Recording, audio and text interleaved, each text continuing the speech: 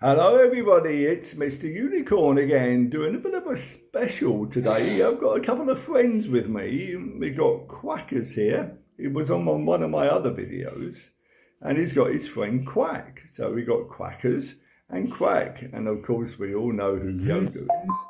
So that will give us a clue about what we're going to do now. We are going to do my opinion, or Mr. Unicorn's opinion, of the top 10 Star Wars moments. So I'm going to go in reverse order from 10 up to number 1, and I will be very happy to read your comments on this because I'm sure most of you, like me, are a Star Wars fan. Now there's one that didn't actually get into it, which was actually Yoda, which is surprisingly, I mean, I love some of his stuff. Jedi Master you seek, Yoda you seek, small am I? Jedi Master Yoda. So as you say, I can't do that very well, so he didn't make the top 10. But Quackers and Quack, what do you think about number 10? Funny enough, I've actually got two joint ones here. This is when Darth Vader and Luke are fighting the final battle in the Return of the Jedi. And he says, "You are foolish to lower your lightsaber against me." And Luke would say to him, "Father, I can feel the good in you." And the last bit when Luke is getting pulverised by the Emperor, he looks up at Darth Vader and says, "Father, help me." And of course he picks him up and throws the Emperor down the abyss. And that only made a joint number 10. So number 9 will be that great fight between Luke and his dad in The Empire Strikes Back, and we know what's coming on that. That'll be actually number 1. And Vader says to him, "You are not your force is with you, young Skywalker, but you are not a Jedi yet." I'm losing my zip a bit here, but never mind. And number 8, when Darth Vader's trying to get Luke to join him, he then says, "Sister, you haven't." He didn't actually say, that was actually Yoda. Yoda, I think you just got that in. He said, "Sister, you have a sister. If you will not join us, then maybe she will." And that gets Luke really angry and he cuts off Darth Vader's hand. There we are, number 8. So number 7, that really corny line when Han Solo is captured by the bounty hunters. And Leia says to him, "I love you." And he says, "I know." We're all waiting for him to say, "I love you too," but he just says, "I know." That was kind of cool. But that made my number 7. So number 6 would be in the first Star Wars film, and we basically first see Darth Vader. And Peter Cushing, the late Peter Cushing, is I'm going to say Van Helsing. He was always Van Helsing in the Dracula films, but of course he's Grand Moff Tarkin in Star Wars. And Leia says to him, "Grand Moff Tarkin, I should have known it was you holding Vader's leash." Maybe that could have been a bit further down, but it was still a good line.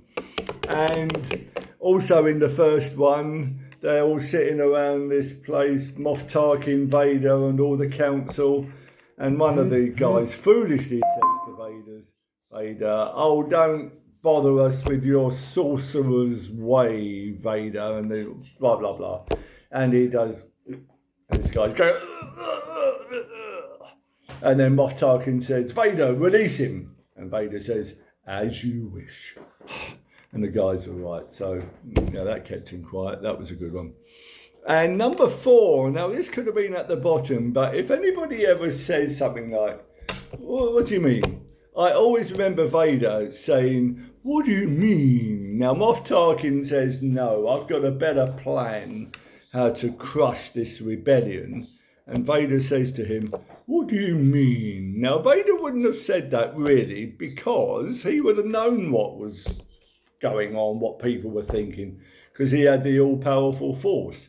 So that is the one line I believe in Star Wars doesn't fit with Vader. But as it's so iconic, because I'm always thinking, "What do you mean?" If anybody says that, that is definitely worth going in number 4. Okay, number 3, we're still in the first Star Wars film, and we're getting near the end now, and Vader and Obi-Wan Kenobi come together. Now, we know through the other films now that when Anakin and Obi-Wan kind of were growing up, they were best friends and that sort of stuff, and then Obi-Wan basically killed Anakin in a fight and he became Darth Vader. But of course, when the first film came out, we had no idea this was going to happen. But anyway, it's a great scene when Obi-Wan and Vader come together and Vader says, "Obi-Wan Kenobi, you should not have come back. The last time we met, I was the pupil. Now I am the master." And Obi-Wan says, "You're only a master of evil, Darth." And then they have their fight. And Obi-Wan says to Vader, "If you strike me down, I shall become more powerful than you can possibly imagine." And then, of course, he strikes him down and it disappears. He lifts his cloak up and there's nobody there, which also happens at the end of the Phantom of the Opera. When they lift his cloak up, he's gone and there's a mask on there. Completely deviated from Star Wars there.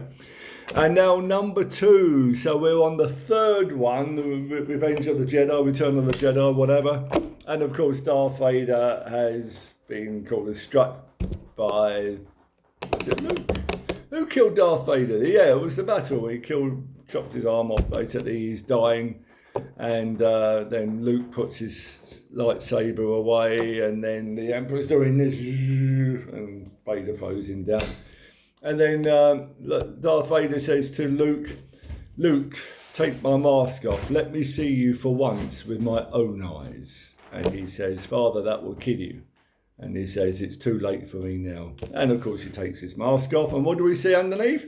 This old guy who looks like everybody's sort of old great-grandfather who would be no threat to anybody. They could have actually put somebody who had a bit of menace there, but the character they had under that mask wasn't Dave Prowse, who played Darth Vader. It was some totally unknown name, but apparently the guy who was under that mask, he's been in films a lot that nobody's ever heard of, but he got more fan mail from that one scene than all his other films put together. And do you know what? I've no idea what his name was, but I do know that Dave Prowse played Darth Vader in the films because I met him in Croydon, where he lived. And he was also the Green Cross Code Man, and he had a gym at London Bridge. Dave Prowse, great legend. And of course, the number one, as Samuel is sitting here, I can say, "I am your father." What an iconic line. So can you believe that all those years ago when we went to see The Empire Strikes Back at the cinema, we had no idea that was coming. That really was a revelation. If you've ever seen that great Simpsons episode where Homer Simpson comes out of The Empire Strikes Back and there's this queue of people waiting to see the next performance, and he says to the person with him, "Fancy that Darth Vader is Luke Skywalker's father." And of course everybody standing in the queue has now heard this punchline, but of course that was brilliant when they're having this fight and Darth Vader says, "Luke, you do not know the power of the dark side. Join me." And of course he says, "I'll never join you." And then he says, "Obi-Wan never told you what happened to your father. He told me enough. He told me you killed him. No, I am your father. Join me, and together as father and son, we will rule the galaxy. The Emperor has foreseen this. It is your destiny."